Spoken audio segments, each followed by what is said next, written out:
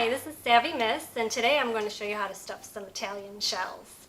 So I started my sauce this morning early and just let it sit on the stove, and I have a video on this. And here we're going to be stuffing the shells. I went ahead and pre-boiled them. They're just jumbo shells, and I boiled them for about 12 minutes and drained them, and now they're sitting here as I got all the ingredients ready for you guys. So I already emptied this. That's all that's in the bowl is the 2 containers right there of the ricotta cheese. I got part skim. I like that best, but you can use the whole if you want. In here is 2 tablespoons of garlic powder and 3 tablespoons of dried parsley.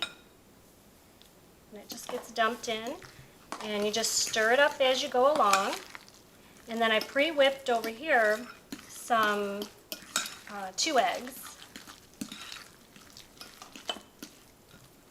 Just put those in. And then, after that, you do half a teaspoon of salt and a half a teaspoon of pepper. And I just did like a little 1/4 of a teaspoon of some dried basil in there. And you're just going to keep on mixing it away. It's going to have a nice creamy mixture, and these shells are going to be filled with like ooey gooey cheese. Okay, so next I would put in the Parmesan cheese, and I have grated Parmesan Romano cheese, and it's about almost 3/4, about 3/4 of a cup in here. Get all of it. Okay, and then 1½ cups of mozzarella cheese. And that's going to go in. Okay, so after that 3/4 cup of mozzarella, you're just going to mix it all up in there really well. And while we're mixing this, I'll tell you, my allergies are acting up today. I'm trying to just hold it together during the video. So we just bathed all 3 of our dogs outdoors, and pollen really gets to you. Okay, so once that's all mixed up, some people like to get a gallon bag out, and they will like to put this in there and squeeze out the mixture into the shells. I just do it, I find that it just turns into kind of like a pain to sit there and put all this in the bag and do that. I mean, I have tried it, but I've done these for like so many years that I just, after I stir it up, just take a spoon and just start stuffing the shells. Okay, so that's really done really well. The other part of the mozzarella cheese, I put the 1½ cups in, and then the little bit that's left, ½ a cup from the bag, I just set aside because I'm going to end up putting it on top along with some more mozzarella cheese. So over here we have the 9x13, and I'm going to be putting in some sauce that I made on the bottom. And that's just so it won't stick. And I have some, this time I did sausage, but I chopped it all up as I fried it with the whole garlic clove, or the whole garlic bulb. I ended up crushing it through the crusher, the whole bulb of all the little cloves. I don't even know how many cloves that would have been in there. It's like maybe 9 it was. But I just put this in the bottom. And the sauce I really use just for flavoring. Sometimes I'll just do the whole sausage in there.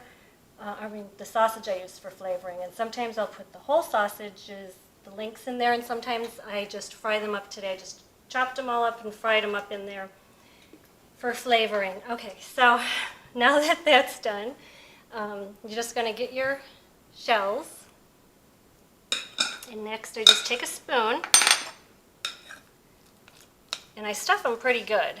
I like to stuff the mixture right in there. And I'm just going to show you just a few of them that I stuff in front of you, and then the rest I'm just going to go ahead and do off camera, and that way I'll show you that just before we put them in the oven, what it's going to look like. So that's how I would stuff them. You want the cheese, you don't want the shell to close over the cheese. I mean, they show it to you on the picture the same way, just so you know. But I do stuff them a little bit, probably a little bit more than they need to be, but I think they're better that way.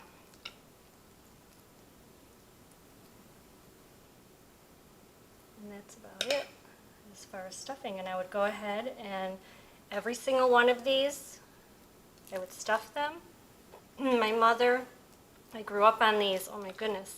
These were around at Easter time, Christmas time, Sundays, just for nothing, just to have. And I grew up stuffing these with my mom when I was a child, so I have a lot of experience in Italian foods, I should say, especially when it comes to things like this. And this is her recipe that I just did.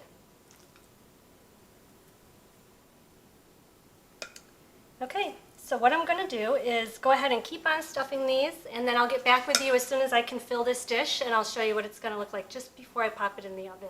And on the oven, we're going to do 350 for about 30 minutes or so. Okay, so I just finished stuffing the shells here, and there's 24 total. I have this little bit here, and then I did 9 extra ones. I had enough mixture left over for 9 extra ones. So you'll get about 24 shells if you stuff them like this. If you stuff them not as much cheese, there were more shells left over that I didn't end up using. So if you don't stuff them as much, you'll obviously have more shells. So 24 is perfect. And next I'm just going to put some sauce over the top.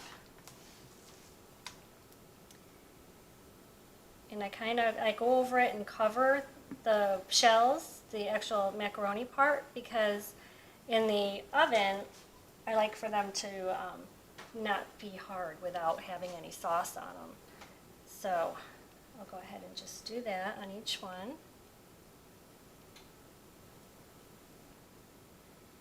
And what I'm going to be doing next is doing up some meatballs, some homemade meatballs, which are again my mom's. And so I'm going to get that video ready for you. I'm going to start to get all the ingredients together as these are cooking in the oven.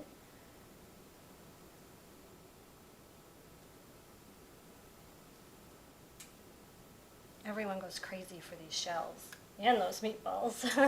Actually, both.